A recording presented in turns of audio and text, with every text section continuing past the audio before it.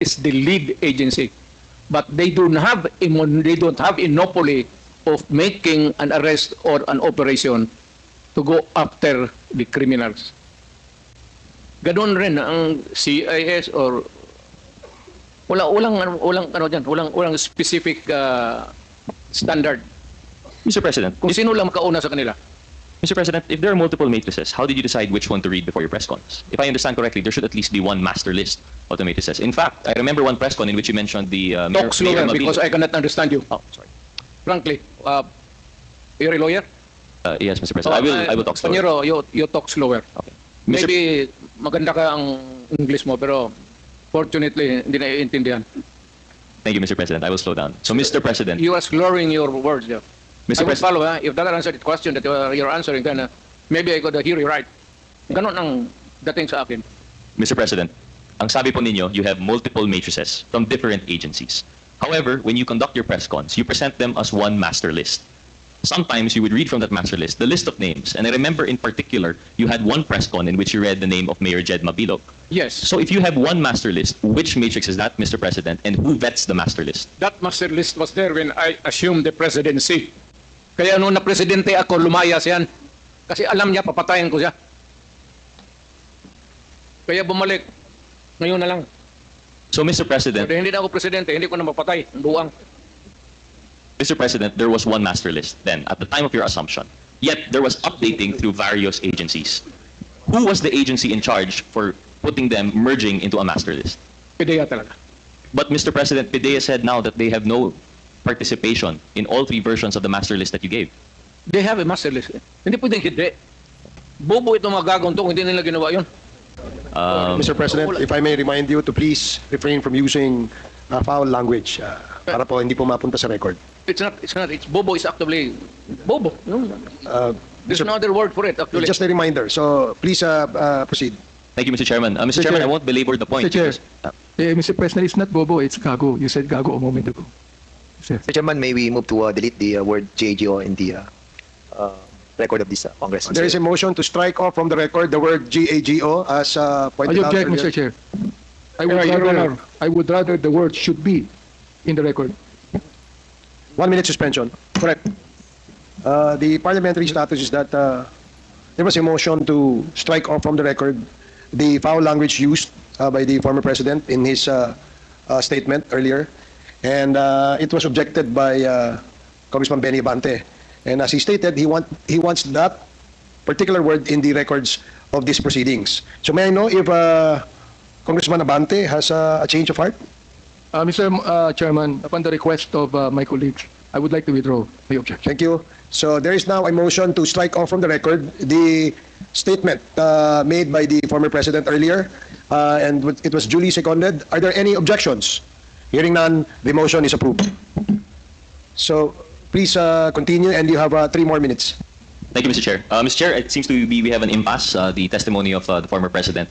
He insists that there was a list which was vetted by the PIDEA, and if ever it was not vetted, it is their fault. However, the PIDEA has now confirmed again what they have previously and consistently said, that the drug list never passed through their hands. So it begs the question, saan po galing yung master list ng former president po natin? Yet he does not recall, and he would not answer which lead agency was involved with the preparation and the vetting. So I think this is another point that we would have to discover later on through other resource persons for the Quad. And I will no longer belabor that point. Mr. Chair, I'd like to move to my next question, given my limited time.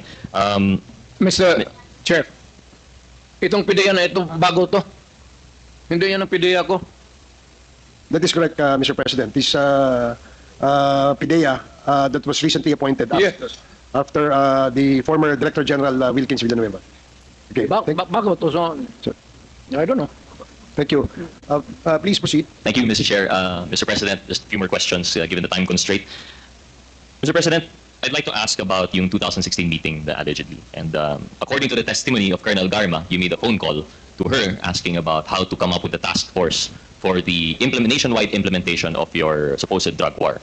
You mentioned earlier under questioning by Congressman Pimentel that Colonel Garma is lying, that you never had that conversation. And if I'm not mistaken, you said that she approached you with information as to drug suspects, and that, if I understand correctly, he called Leonardo to corroborate the same. Is that your statement, Mr. President? Many times, hindi lang sila. Lahat. Pero as to the statement of forming a unit, you cannot do that because that would be a violation of policy and law regulation. It is only the police, national police, who can create units and whatever units that they want. Ang mayor walang pakialam talaga. It's out of yung makautos lang siya to do something. But he can supervise the activities of the police by, requesting the assignment of people here and there. But you do not have the mayors now, the executives have no longer the control of the police. Mr. President, just a clarification. This alleged meeting in 2016 was in preparation for the nationwide rollout of your drug war. You were no longer mayor, presidente na po kayo. And at this time, I believe that the PNP would be answerable to you. So it would definitely be within your powers to order the chief PNP to create a special unit in the same way that the chief PNP was answerable to you when you had him implement Oplan Double Barrel. So with that, Mr. President, seeing that it was within your power, if you willed it, that a task force be committed, that the task force be organized, it is very much possible po that you called Lieutenant Garma asking how to formulate this. I'm sorry, Mr. President, I just don't agree that you were powerless to create this task force. As far as this representation is concerned, it is well within your power. So with that, Mr.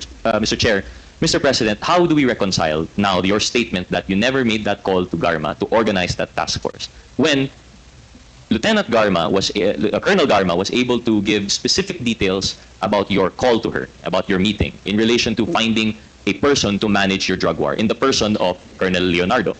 This fact you stated on national television. I believe it was an interview with Attorney Panelo, in which you gave your reasoning for selecting someone of that religious affiliation.